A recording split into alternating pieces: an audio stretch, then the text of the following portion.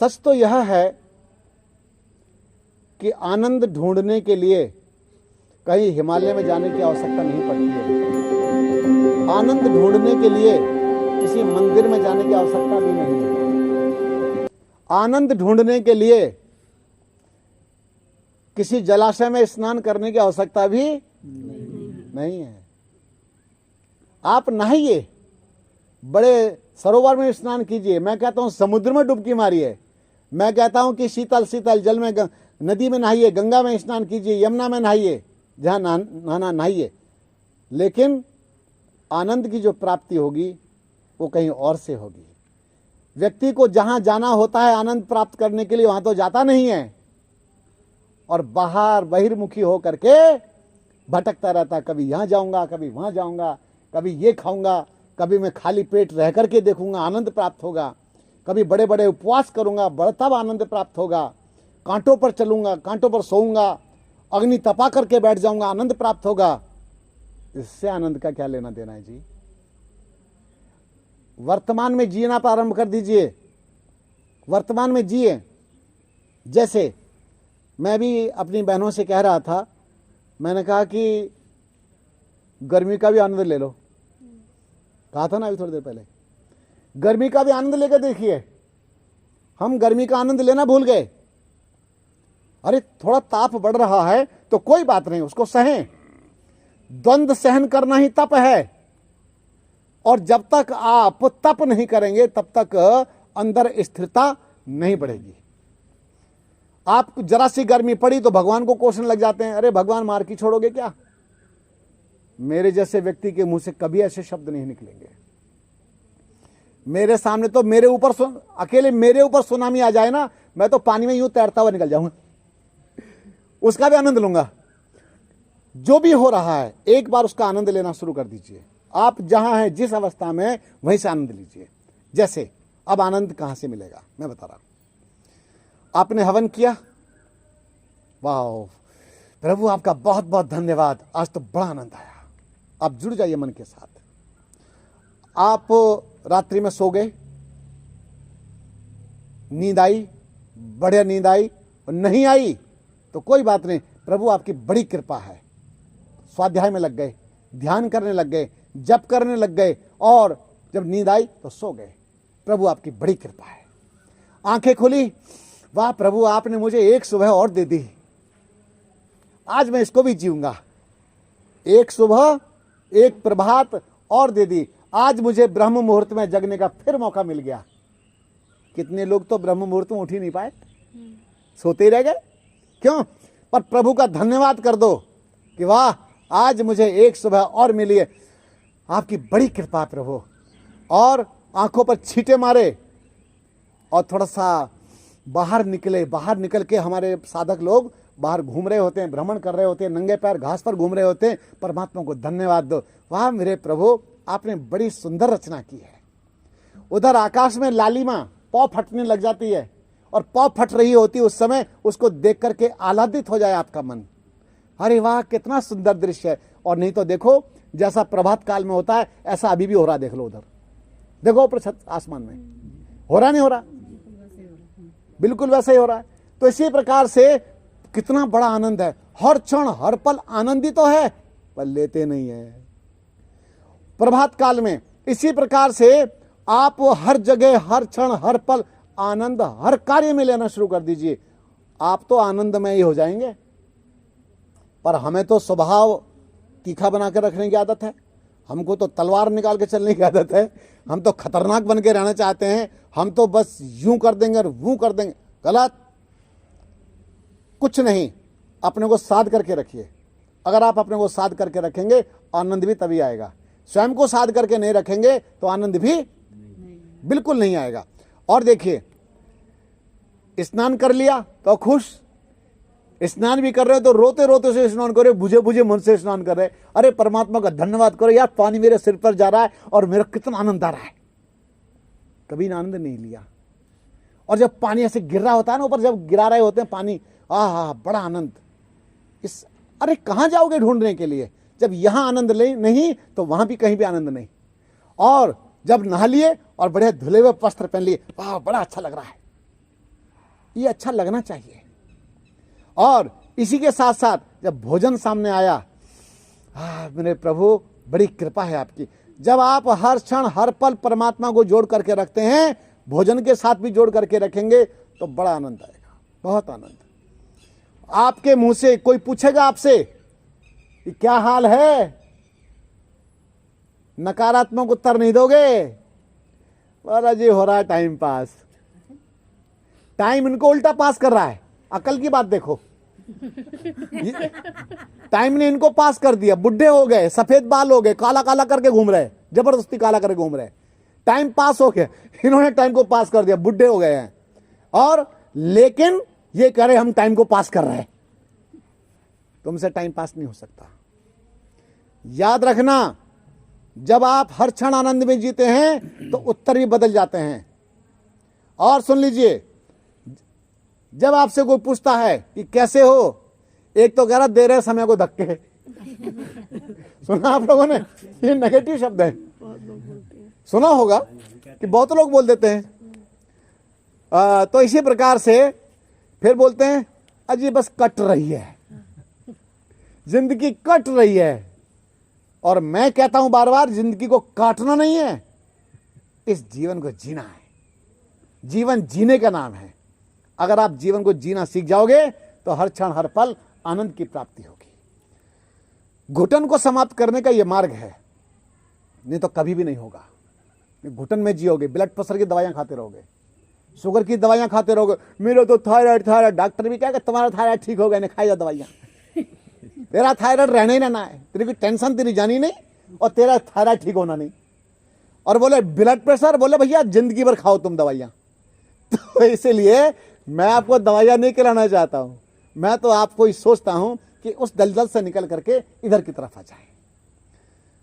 और इसी तरह से जब बाहर निकले, बाहर निकल करके देखा कलियां जो थी ना, कलियां और सूरज की किरणों से ऐसे फूल बनने लगी होती है। और क्या रंग बिरंगे फूल निकलते हैं, निकलते ना निकलते हैं। कभी फुलवाड़ियों के पास जाकर के बैठ करके देखना, वाह प्रभु तेरी लीला अपरंपार है यार, कमाल कर दिया तूने। कभी बात क्या करो यार, तुझे ग्रेट गॉड, तुझे ग्रेट हो यार, बड़े कमाल के हो यार तुम भी।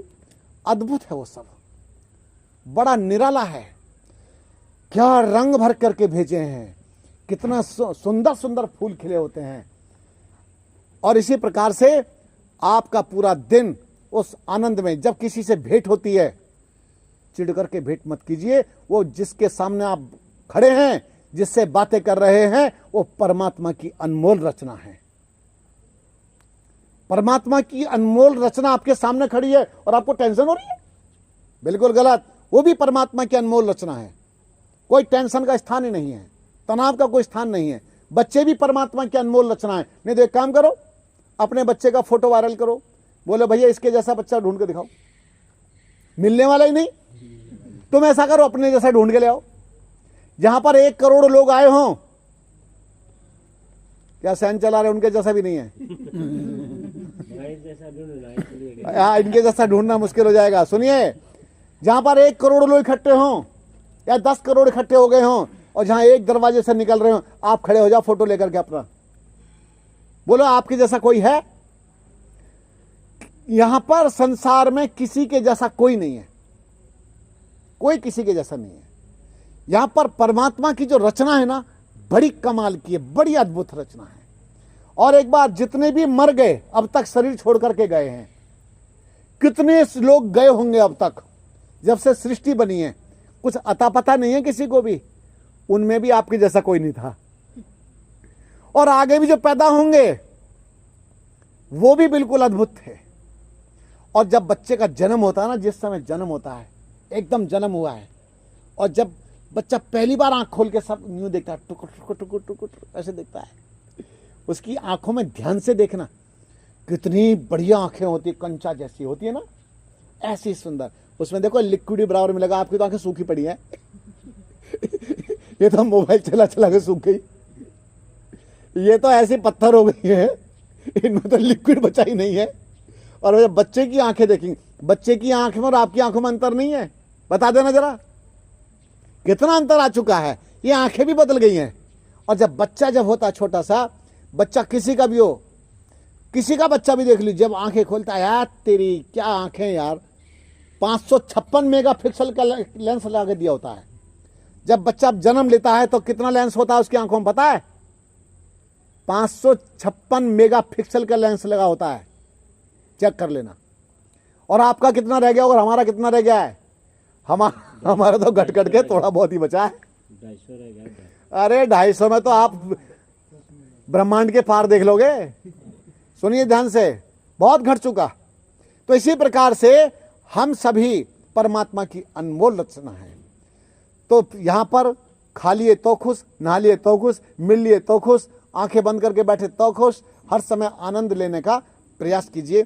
गुरु नानक देव जी ने क्या कहा था? गुरु नानक देव जी ने कहा था, भाई कहीं जाने की आवश्यकता नहीं है, जहां हो वहीं से साधना शुरू करो, जहां हो वहीं से यात्रा प्रारंभ करो। और परम शक्ति परमात्मा सृष्टि के कण कण में वास करते हैं। ईशावास्यमिदं सर्वम यत्किंचित जगत्याम जगत तेन तक्तेन भुंजी था मां गिरधा कस्य शुद्धनम। इसीलिए इस मंत्र का मैं आपको अर्थ बता देता हूं।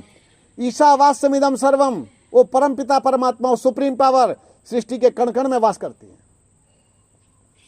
ये जो ब्रह्मांड है ना, ब्रह्मांड, इस ब्रह्मांड की रचना को अभी तो आप उसमें देख रहे हैं,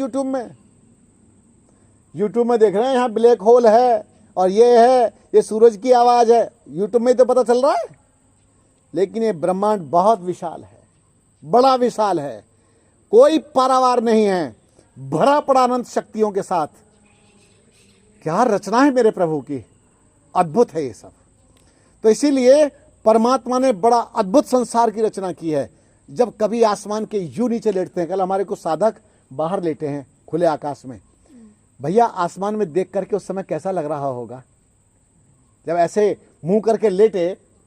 मैं आपको बताऊं जी अपनी प्राइवेट बात, मैंने तो पूरा का पूरा आसमान, पूरे के पूरे तारे अपने गांव में देखे थे, क्योंकि वहां लाइट नहीं होती थी। और जहां लाइट नहीं होती ना, और छत पे सोया करते थे, और वो होता था पंखा, कौन सा, यूं हाथ वाला पंखा होता था, बिजली वाले पंखे, बिजली नहीं तो पंखे कहां से आएंगे। तो इस तरह से पंखा झलते रहते थे और ऐसे सो जाते थे, ऐसे था ना। और आसमान में क्या तारे दिखाई देते थे, और उनको देख करके मन बड़ा आह्लादित होता था, बड़ा प्रसन्न होता था।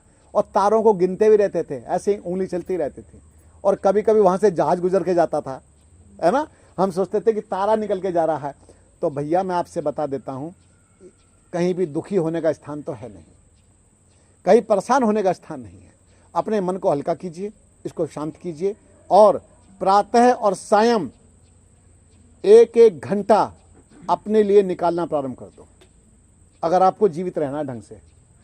1 घंटा सुबह, 1 घंटा शाम बैठिए, आंखें बंद करके बैठिए। कुछ नहीं आता तो ओम चैंटिंग, ओम ध्वनि कीजिए।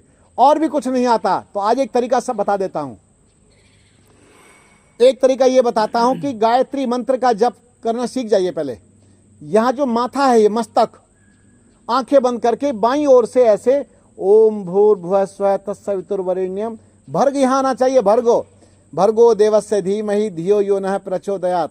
पहले इस मंत्र को पुस्तक में लिखा हुआ देख लेना, आपके पास पुस्तक पहुंच गई है तो उसको देख लीजिए, और पहले कागज पर लिखना शुरू कीजिए, और फिर बाद में मन की कलम से अपने माथे पर लिखिए। जिस दिन आप लिखना प्रारंभ करेंगे, 4 से 5 दिन के अंदर अंदर, क्योंकि मुझे तो 3 दिन में हो गया था मेरा, तो 5 दिन में या 6 दिन के अंदर अंदर यहां पर कंप्लीट एकदम व्हाइट कलर में आपको गायत्री मंत्र लिखा हुआ दिखाई देना शुरू हो जाएगा। एक बात, ये सबसे पहली एकाग्रता है। एकाग्रता बनाइए, और जब गायत्री मंत्र लिखा हुआ दिखाई देना शुरू हो जाए तो उसको बार बार लिखने का प्रयास बंद कर दीजिए।